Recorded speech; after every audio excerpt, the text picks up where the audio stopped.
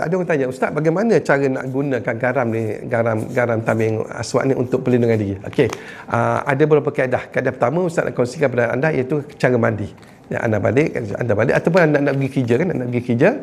Anda pagi tu anda siapkan air, sama ada air suam ataupun air dingin tak apa. Anda masukkan garam tameng aswad ni satu sudu besar. Kacau aduk lah, kacau semua, bagi dia larut. Kemudian anda mandi bersih badan dulu, kemudian anda ambil sembahyang, kalau boleh sembahyang lah. Kemudian mandi garam ni, air garam sebagai bilasan terakhir, dan jangan lap biar dia kering sendiri.